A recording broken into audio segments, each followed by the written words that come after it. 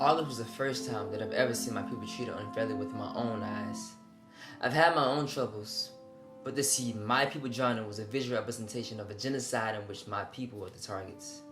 You, sitting behind a desk and observing our pain, disappointed me.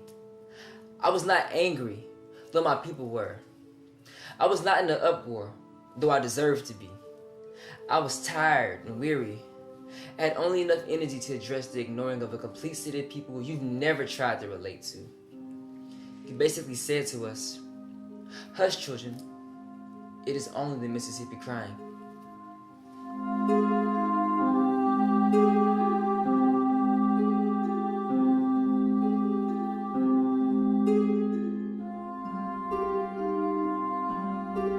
If you were to look around, here, in this death-stricken land, false prophets would speak out to the streets telling people of the end of a war. If you were to ask around, here, in these hollowed halls of pane-lined windows, window panes would shake at the sound of whispers with their names in it. If I were to sit around, there, in that desperate land, hurricanes would come and the eye would be centered above my head.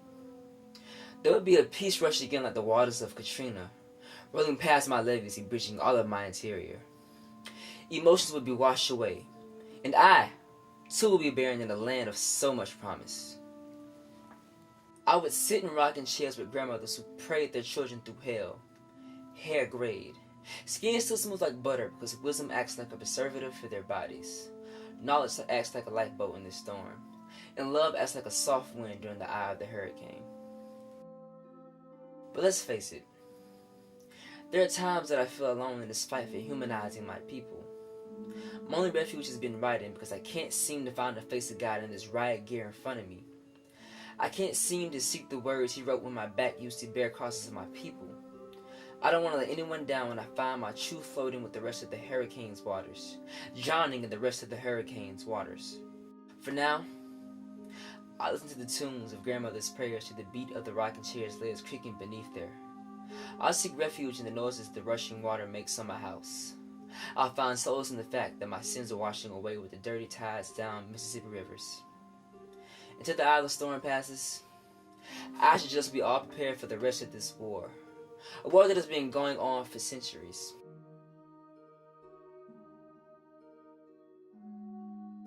Maybe hurricanes are actually caused by footsteps of black mothers wading through waters with children on their backs.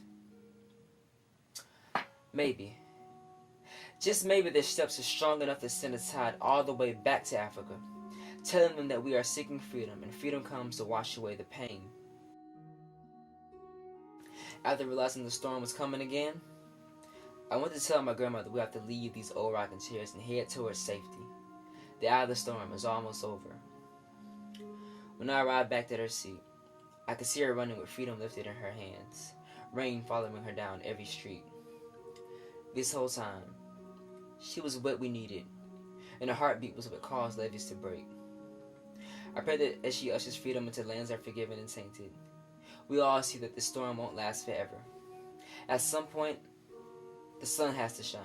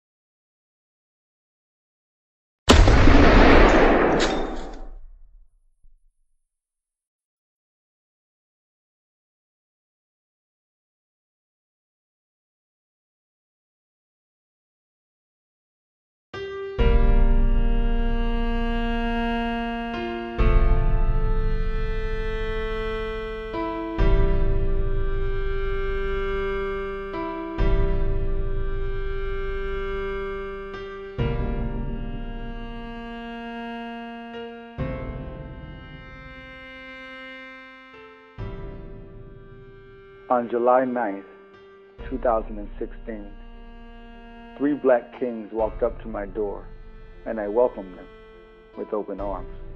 The unrest in our city has drawn communities from afar, longing to assist in the fight for recognition of our humanity. As we sat and watched live footage from the news on what was happening less than 10 minutes down the road, I could not help but pray for the safety of these kings as they prepared to head into battle.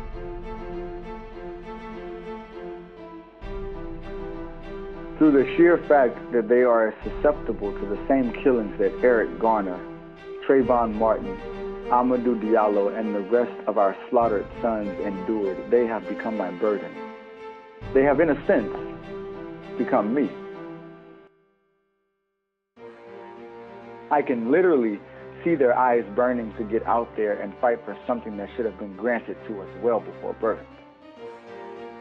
Initially, I hesitated to give them information on where to go. They wanted to join in with the protesters, and it was past midnight. But these kings were determined to make a difference, and they kept asking, should we go? My heart sank deeper and deeper, knowing that there was a chance that I could send them into the front lines and they will not return. Would that then be my fault for allowing them to come to Baton Rouge, face a riot squad, and never return home? At what point do I intervene and say that this is neither safe nor smart? I chose not to intervene. I chose to remember the many people in the civil rights movement who stood on front lines and endured bloody brows, Sundays, and noses. I chose to remember that when Dr. King went down to Selma, he never showed his fear, much like the three kings in my living room. I chose to remember that we are not inciting a civil war, but that we are trying to end one. And last night, I chose to allow my own fear of death and dying by the hands of police to be subdued for the well-being of these fearless, chosen kings. No wonder the police need riot gear, and we don't. Police bodies and bodies of white men have not endured over 400 years of pain. This is not new to us. I prayed as they returned, yet my heart still wasn't relieved that they are back and safely sleeping behind my locked apartment door. I don't think I will ever be relieved. However, I can feel proud knowing that these three kings, whose skin is like a titanium vault, have chosen to bear the weight that I could not carry. Does his funeral procession receive a police escort? From what I can tell, police have done enough leading him to unwanted places. The people have cleared the streets for his presence to be acknowledged for the first time publicly. You, dear men in blue, have already led him to his grave. Let us bury him in peace. Do the bloodstains on the cement remain, even after Louisiana rain has tried to hot water wash it away? Or is it washed away by the tears of his son? I've witnessed enough morning rains that prove to me the skies has been crying since the death. Are the bullets removed from the wound after the murder incident? Or do we leave them as a reminder that the holes bored in his back during his public execution is no different from the holes in strange fruits from low-hanging trees? Does this bullet even know that it lies on one of my other brothers? Somebody tell these bullets to stop coming after my brothers. Do all of my brothers and sisters hurt the same way afterwards? Or does their way of grieving show level of hurt? Do their children have to bear witness of their father's burial? I know it helps with the healing process, but why, God? Have some mercy on the souls of these kinfolk. What happened to the black men and women on police forces who so desperately want to fight with us, but are forced to put on their riot gear to face their peers with tears streaming down their eyes? Is it normal for me to grieve at least 2 weeks after the incident? For every police murder, I've shed at least enough tears to water all the flowers at every gravesite. What is it that scared a white man enough to take another man, a human's life? What was it so that I can know what not to do? I made a list of all the reasons in the past few years, so far I cannot leave my house. Does anyone hear of the many black men and women that are murdered mentally, emotionally, and spiritually, but their bodies still thrive on? Do we speak their names? or they wait until they are physically dead to add them to the list. My brothers and sisters are hurting and are systematically being eradicated. Take heed.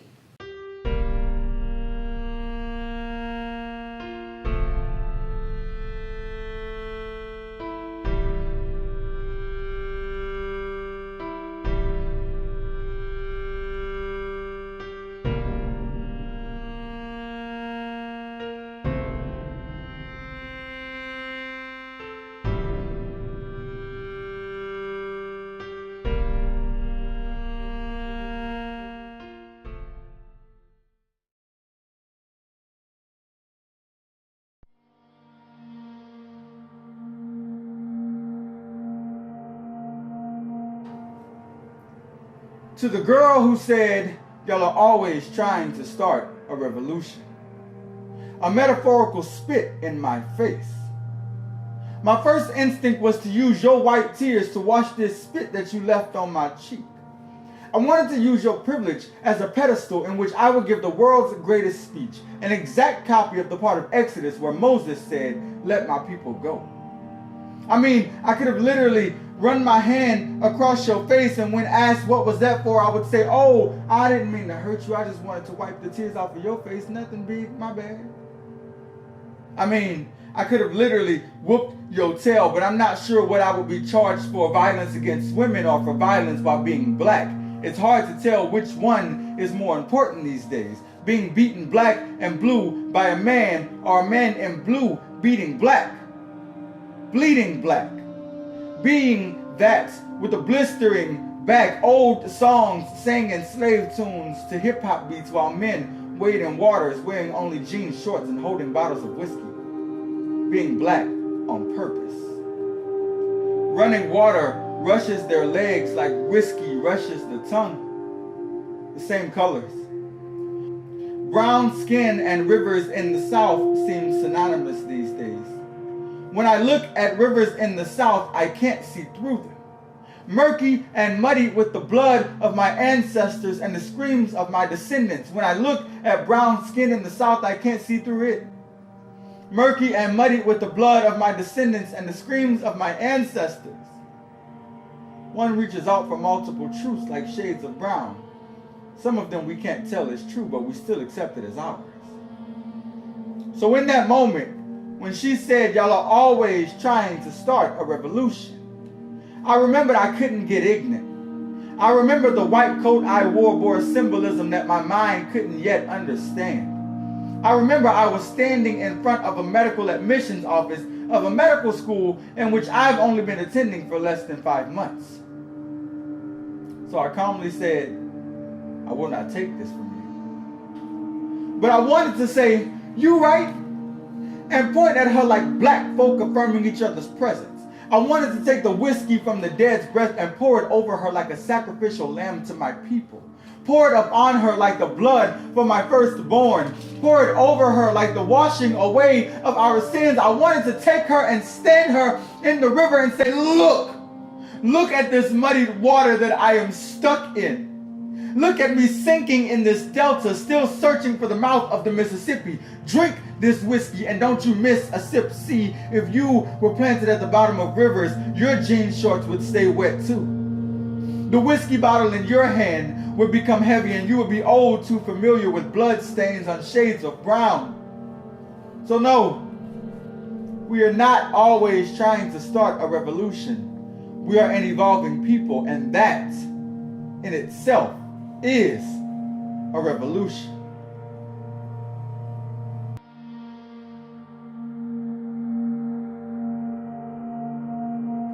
When Raven Simone said that she is tired of being labeled African American because she is simply human. When Stacey Dash said that we need to get rid of channels like BET and the BET Awards because they're a double standard. When Pharrell said that the new black is a mentality, not a pigmentation. Apparently, it either works for you or it doesn't. When Charles Barkley said that we have to look at ourselves in a mirror to realize that sometimes racial profiling is right. When A$AP Ferg said that racism ended with the internet. When Young Thug said to leave it, police brutality, all up to the critics and the law. Apparently, we are just young and having fun.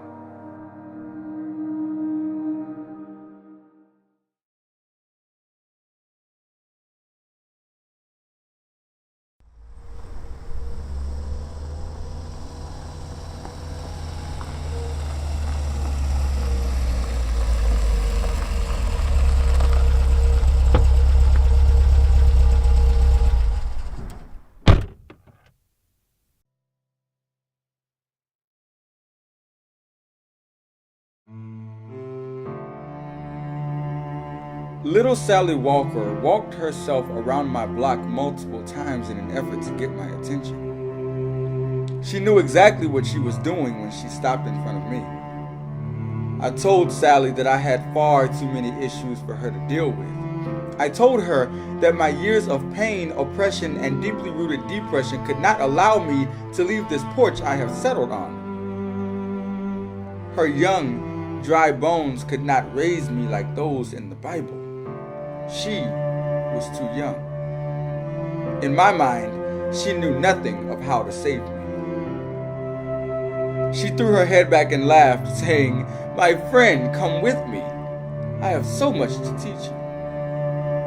And after many days of Sally leading me to an unknown destination, I realized that the youth know no pain. They only know the strength within themselves. I allowed my backbone to slip, and I loved a different love for the first time. A love that sent me to free myself, showing me that I had the keys to my pain the entire time. I fell to the ground when we reached our destination. It was the Holy Land, and my shoes made of fear were not permitted on this ground.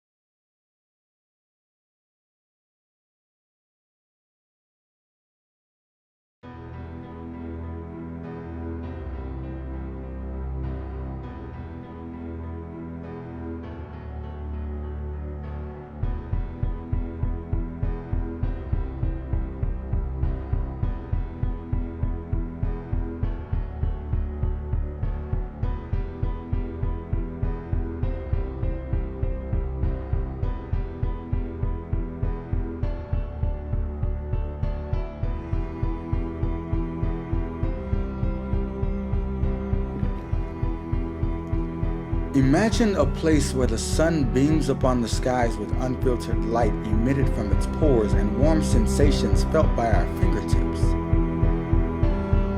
Imagine 17 muscles, all attaching in the correct order to the same bone, no bigger than your shoulder blade, but controlling most of your upper body movement. Reach and touch the only place that can register and remember over 50,000 scents during your lifetime, and pretend that it is a hound dog leading you to glory. Did you know that most of our body weight is made of water, and when you cremate it, there are only about 9 pounds of matter left? Who can imagine the intricate things that God has put together so graciously in each and every individual on earth? Last year, there were 48 million people living in the country of Tanzania, of whom each and every one had the same amount of vertebrae, the exact same number of nerves in their body, and even the exact same segments of brain tissue. So why do we picture him as something that we can never see? It's all due to misinterpretation. When he said that we were created in his own likeness and image, he meant it. God created an arm span that stretches over the length of the whole body. He created feet that account for 1/4 of all the bones. He created the 17 muscles it takes to smile. You say, if he created such a masterpiece, then why would he take it away? It's explained in a dancer's art. They display their beauty and make it so graceful that you become intrigued and a part of their story. When the story is over, you are left with only the beautiful memories to reflect upon, but only the dancer knows the choreographer's plan. Are you then upset that you didn't know it as well? No. You walk away from the theater saying, yes, the choreographer was brilliant. The dancer displayed their effortless talent, and I understood what I needed to. Sometimes the heavens just cry and leave us speechless. There's no way. It's crazy. It's crazy. And to this day, it still feels like the first day. Like when I try to forget it, it's hard. But I was up praying yesterday morning because every day I wake up, I light my house up. I open all the windows and the doors because I like to see the sunlight. And I just pray and I say, thank you, God, for waking me up. Thank you for strength. I said, but please take these nightmares away. It's hard. It's hard. Because I still feel like I would have took that bullet for him. He shouldn't have died that day.